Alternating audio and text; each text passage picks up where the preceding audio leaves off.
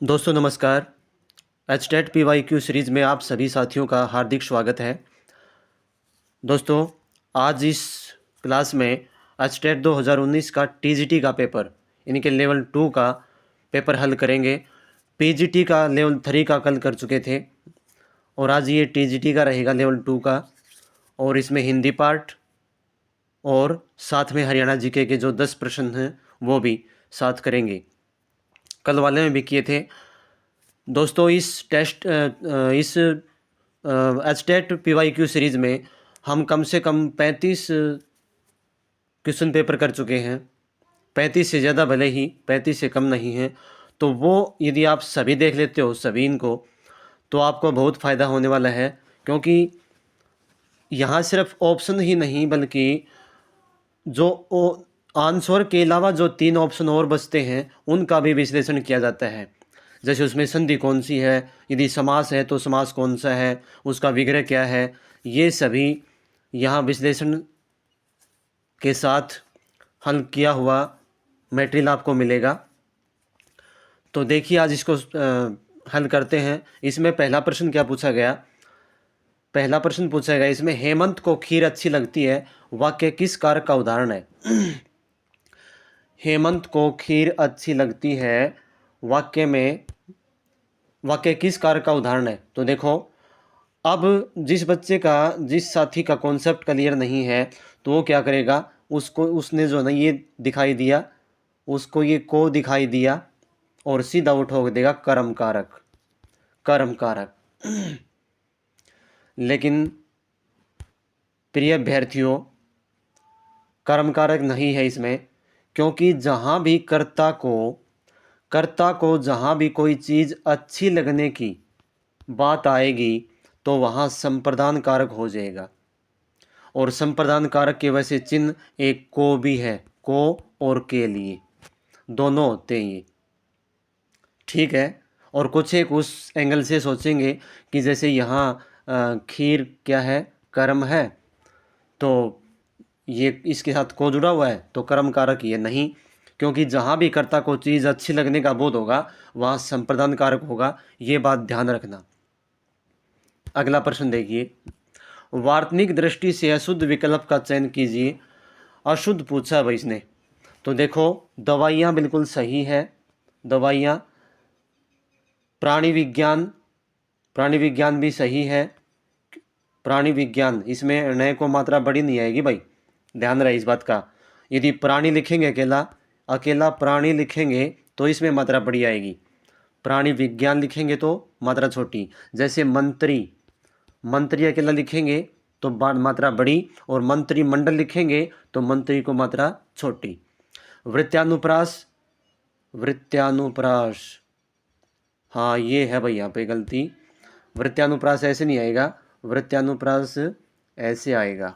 वृत्यानुप्रास double त आएंगे इसमें आधे।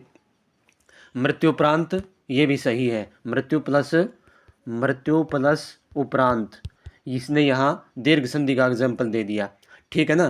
तो ये भी सही है चौथा, दूसरा भी सही है, पहला भी सही है। वृत्यानुप्रास गलत है, इसमें ऑप्शन नंबर 3 हो जाएगा इसका सही। आगे देखो, स्त्रीलिंग पुल्लिंग की दृष्टि से अनुचित विकल्प छांटिए। स्त्रीलिंग पुल्लिंग, कुंजड़ा कुंजड़िन बिल्कुल सही है। तितर तितरीन, तितर नहीं, बिल्कुल गलत है ये। इसका कल ही जिक्र हुआ था कि कुछ एक ऐसे होते हैं शब्द या पक्षी या पशु, उनके आगे हम नर और मादा लगाकर उनका लिंग बदलते हैं, ऐसा नहीं होता। तो तीतर रहता है हमेशा पुल्लिंग में, तीतर हमेशा नित्य पुल्लिंग में रहता है ये। और इसका यदि हम लिंग बदलेंगे, स्त्रीलिंग बनाएंगे तो इसका हो जाएगा मादा तीतर। क्या बनेगा? मादा तीतर। तो इसका ऑप्शन यही हो जाएगा। धोबी धोबिन ये भी सही है, पापी पापिन ये भी सही है। तो ऑप्शन नंबर 2 इसका सही हो जाएगा। अगला प्रश्न देखिए, नेक्स्ट क्वेश्चन देखो, प्रत्यय की दृष्टि से असंगत विकल्प बताइए। प्रत्यय की दृष्टि से, प्रत्यय से पूछा इसने प्रश्न यहाँ पे। विचारण प्लस ये वैसे तो इसने ठीक कर दिया, लेकिन यहाँ ये जो मूल शब्द है यहाँ गड़बड़ बन गई, क्योंकि विचारण, विचारण कोई शब्द होता ही नहीं है। विचारण कोई शब्द नहीं होता, विचार होता है। विचार, विचारण शब्द गलत है, तो ये गलत है। इसमें दृश प्लस तव्य, द्रष्टव्य, ये भी सही है, क्योंकि ये जो इसमें ये जो री वाला रह था ये खत्म होके और ये रह बन गया। ठीक है, क्योंकि उपसर्ग और प्रत्यय जोड़ने के बाद उसका मतलब काम ही उसमें परिवर्तन करना होता है, तो कुछ न कुछ तो उसमें परिवर्तन बनेगा। तो इसमें ये बन गया, ये भी सही है। ये पहला गलत है। वर्षणी प्लस ए, वार्ष्णेय, बिल्कुल सही है। वल्मीक प्लस ई, वाल्मीकि, ये भी सही है। तो इसमें ऑप्शन नंबर 2 गलत हो जाएगा और ये सही है इसका आंसर दूसरा। अगला प्रश्न देखो, निम्नलिखित में से किस विकल्प में कम शब्द का विशेषणीय प्रयोग हुआ है? कम शब्द और उसका विशेषण के रूप में प्रयोग कौन सा हुआ है? तो कौन सा हुआ है? गर्मी में कम खाना चाहिए, गर्मी में कम खाना चाहिए, ये तो क्रिया विशेषण हो गई। क्रिया विशेषण और विशेषण में फर्क क्या है? फर्क यही है कि क्रिया विशेषण में तो क्रिया की विशेषता बताई जाएगी, यानी कि क्रिया से पहले उसका विशेषण मिलेगा।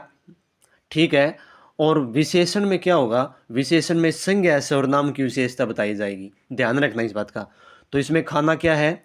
खाना इसमें क्रिया हो गई, और कम ये इसकी विशेषता, कम खाना तो क्रिया विशेषण है, लेकिन हमें चाहिए क्या? विशेषण का प्रयोग।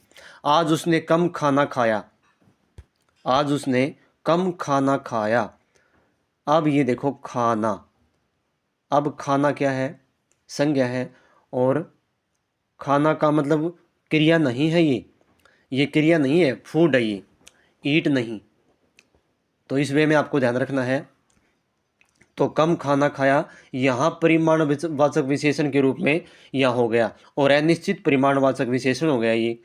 ठीक है ना, तो यही सही है इसमें। आगे देखते हैं अगले ऑप्शन, कम ही पढ़ पाते हैं। अब पढ़ना क्या है? क्रिया है, और इसके साथ पहले क्या हो गया? विशेषण। तो इसकी विशेषता बता दी, तो क्या हो गया? ये क्रिया विशेषण, ये भी। और कम बोलना ही श्रेयस्कर है, अब फिर बोलना फिर यहाँ पे आ गया, और इससे पहले कम है, तो ये भी क्रिया विशेषण। तो क्रिया विशेषण कौन सा? अब कम बोलना, ये परिमाणवाचक क्रिया विशेषण, ये भी परिमाणवाचक, और ये भी परिमाणवाचक, और ये है अनिश्चित परिमाणवाचक विशेषण। ठीक है, कम खाना चाहिए। यहाँ 4 प्रश्न आपके कंप्लीट हो चुके हैं, तो इसका ऑप्शन नंबर 2 हो जाएगा। अगला प्रश्न देखो, किस विकल्प में द्वंद्व समास का उदाहरण नहीं है? द्वंद्व समास का उदाहरण नहीं है पूछा है। बख्शा, बख्शय सही है, बख्शय और अबख्शय। ठीक है, ये यहाँ यह को आ की मात्रा ऐसे लग गई, इसकी संधि करेंगे तो ये में मिल जाएगा, बख्शय प्लस है बख्शय, बख्शा बख्शय, बख्शे और बख्शे द्वंद्व समास का है। दूसरा कृष्णार्जुन, कृष्ण और अर्जुन, ये आ की मात्रा ऐसे बन गई, अर्जुन ना था। रुद्रप्रिया, ये नहीं है, रुद्रप्रिया पर्यायवाची है किसका? पार्वती का। ठीक है ना, तो रुद्र किसका है? रुद्र, रुद्र है शिव का, तो रुद्र को प्रिया है जो, यथार्थ रुद्र की जो प्रिया है कौन? पार्वती, उसके लिए प्रयुक्त हुआ है, तो बहुव्रीहि समास की श्रेणी में आ जाएगा ये। तो यही द्वंद्व समास का उदाहरण नहीं है। उचितानुचित, उचित और अनुचित, ये भी द्वंद्व समास का है, तो ऑप्शन नंबर 3 सही हो जाएगा। अगला प्रश्न देखो, जो साथी आज नए देख रहे हैं और जिन्होंने सब्सक्राइब नहीं किया है वो साथियों सब्सक्राइब कर लें, ताकि आगे जो क्लास कोई अपलोड हो उसका नोटिफिकेशन आपके पास पहुंच जाए, और अपने साथियों को शेयर किया करो भाई। तो देखो, विलोम की दृष्टि से बेमेल को छांटिए। विलोम शब्द से पूछा है अब, आर्य अनार्य, सॉरी आर्य अनार्य बिल्कुल सही है। अनार्य अनाड़ी होता है, और अनाड़ी का ये अनार्य क्या है? तत्सम शब्द है, और अनाड़ी इसका हो जाएगा तद्भव। उर्वर का अनुवर हो जाएगा, ये भी सही है। ऐच्छिक अनिवार्य, ये भी सही है, ऐच्छिक अनिवार्य। खल दुर्जन, खल दुर्जन, ये गलत है भाई। खल दुष्ट होता है, दुर्जन भी दुष्ट होता है, तो यहाँ तो इसने पर्यायवाची दे दिए, हमें क्या चाहिए, विलोम। तो खल का तो सज्जन होता है, खल का क्या हो जाएगा, विपर्यात विलोम शब्द सज्जन। खल होता है दुष्ट, ठीक है ना। तो इसका ऑप्शन नंबर 4 सही हो जाएगा। आगे देखो, अगला प्रश्न देखिए, किस विकल्प में आ उपसर्ग का प्रयोग हुआ है। आ उपसर्ग का प्रयोग, तो देखो इसमें देखो क्या है, पहला ऑप्शन क्या है, आत्यांतिक, इसमें नहीं है। इसमें तो अति का अति है। आतिथ्य, आतिथ्य, अतिथि, इसमें कोई उपसर्ग है भी नहीं, इसमें तो कोई उपसर्ग ही नहीं है। आख्यायिका, ख्या, हाँ आख्यायिका इसमें हुआ भाई, इसमें उपसर्ग का प्रयोग हुआ है आख्यायिका में, आ और प्लस ख्यायिका। ये आख्यायिका एक जो है संस्कृत की विधा होती है, विधाएं होती हैं, जैसे कहानी संग्रह, निबंध, कहानी, आख्यायिका, ये। तो इसमें इसका ऑप्शन नंबर 3 सही हो जाएगा। आधिपत्य, आधिपत्य में अधि उपसर्ग है, अधि उपसर्ग है, तो क्या हो जाएगा इसमें, आ उपसर्ग ऑप्शन नंबर 3 में हो जाएगा, आख्यायिका में। आगे देखो, किस वाक्य में आज्ञार्थक विधेयर्थ वृत्ति का प्रयोग हुआ है। देखो इसमें किस में हुआ है, आज्ञार्थक जो है वाक्य है ऐसा, तुम अगर कहते तो मैं ऐसा जरूर करती, नहीं, इसमें तो संकेतवाचक का हो गया। सभी को अपरिग्रह की भावना रखनी चाहिए। अपरिग्रह क्या होता है, मतलब धन को ज़्यादा मात्रा में इकट्ठा नहीं करना, ठीक है, ये भी नहीं है, ये भी नहीं है। एक मिनट भाई, सभी को अपरिग्रह की भावना रखनी चाहिए, हाँ ये सही है भाई, मैंने उस वे में पढ़ दिया था ये। आज्ञार्थक में क्या होता है, विद्यार्थ में एक उपदेशात्मक जो शैली का प्रयोग होता है, उपदेश की भावना जो होती है, वहाँ उस वाक्य में क्या होता है, आज्ञार्थक होता है वो भी, तो इसमें हो जाएगा ये। सभी को अपरिग्रह की भावना रखनी चाहिए कि उपदेश के रूप में है कही गई ये बात, ये कि सभी को जो है मतलब धन संचित नहीं करना चाहिए। नेता को चाहिए कि वह समूह के प्रत्येक व्यक्ति का सम्मान करे, यहाँ तो सलाह दी गई है, इसमें नहीं आएगा। मैं चाहता हूँ कि तुम भले इंसान बनो, यहाँ इच्छावाचक वाक्य हो जाएगा ये, तो ऑप्शन नंबर 2 सही हो जाएगा इसका, ऑप्शन नंबर 2 सही हो जाएगा। आगे देखो, 40 का क्या है, पर्यायवाची की दृष्टि से असंगत विकल्प चुनिए। असंगत पूछा इसने, पक्षी का क्या होते हैं, पक्षी के देखो, शकुंत, द्विज, नभचर, बिल्कुल सही है तीनों, कोई भी यहाँ इसमें कोई दोष नहीं है, फॉल्ट कोई नहीं है इसमें। बैल के क्या है, ऋषभ, वृषभ, अक्षधर, ये भी तीनों सही हैं, ये भी तीनों सही। वेद, आमामनाय, आगम, आकर, ये नहीं है भाई, ये वेद के पर्यायवाची नहीं है। वेद के पर्यायवाची तो होते हैं जैसे श्रुति, श्रुति होता है एक तो, और हाँ इसमें आगम, आगम है वेद का पर्यायवाची, आगम वेद का ये पर्यायवाची होता है। श्रुति, आगम, और एक होता है निगम, एक होता है निगम, ये वेद के पर्यायवाची हैं।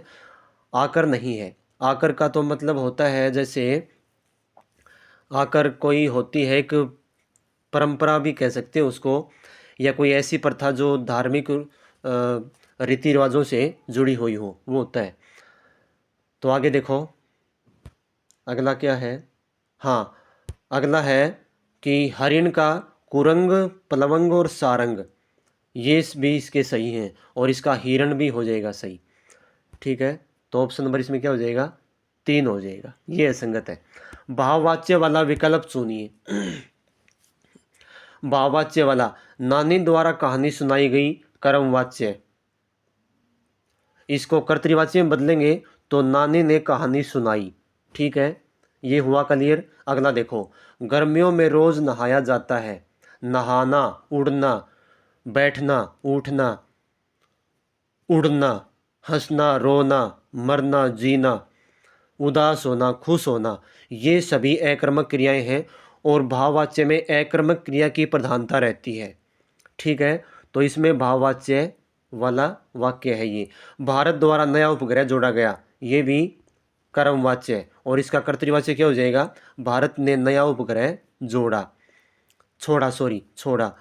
कोहली ने शतक लगाया, ये कर्तृवाच्य है और इसका कर्मवाच्य क्या हो जाएगा? कोहली द्वारा शतक लगाया गया। ठीक है, तो आपको 4 प्रश्न और बता दिए मैंने, तो इसका ऑप्शन नंबर क्या हो जाएगा? 2 हो जाएगा। अगला देखो, यहाँ विश्लेषण मिलेगा भाई आपको, सीधे आंसर नहीं मिलेंगे,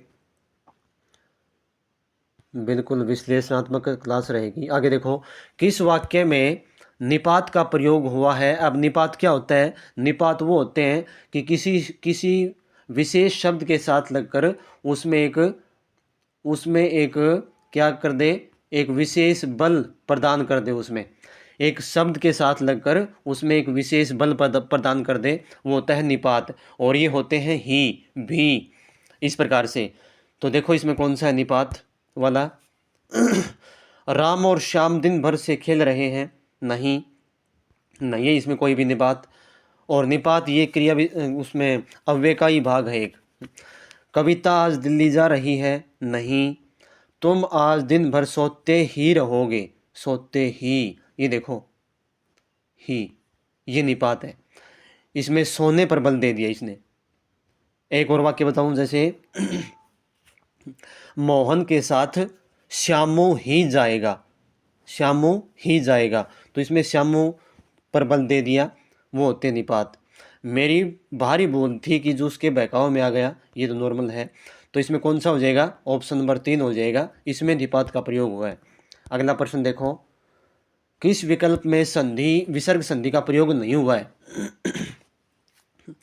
नहीं हुआ है, पूछा नहीं वाले बहुत आते हैं भाई वाकई।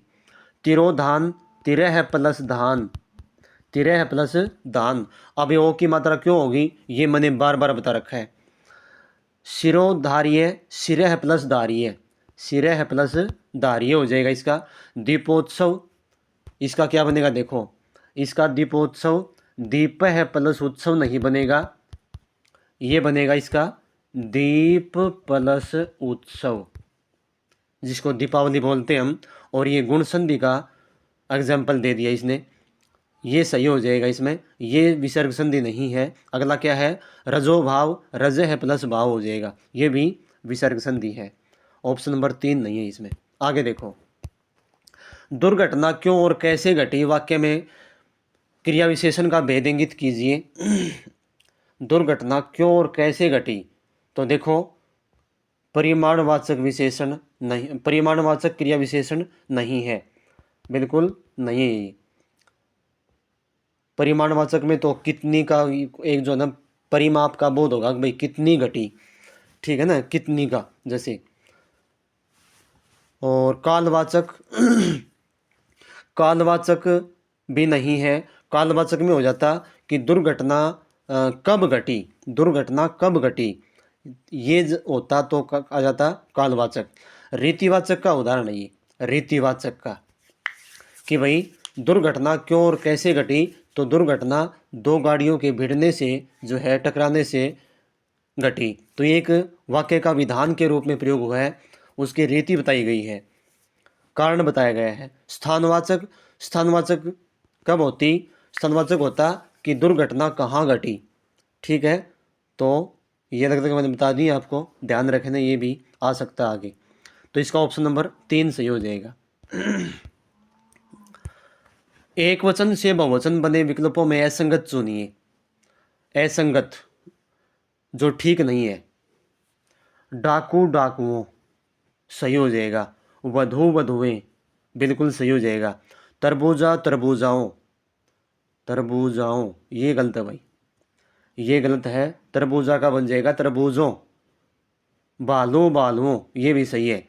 तो इसका तरबूजों बन जाएगा, ठीक है ना, ध्यान रखना। ये गलत है, तो ऑप्शन नंबर 3 सही हो जाएगा इसका। तो हिंदी वाले तो ये थे भाई साथियों। अब हरियाणा जीके की ओर कर लेते हैं, हरियाणा जीके की ओर कर लेते हैं।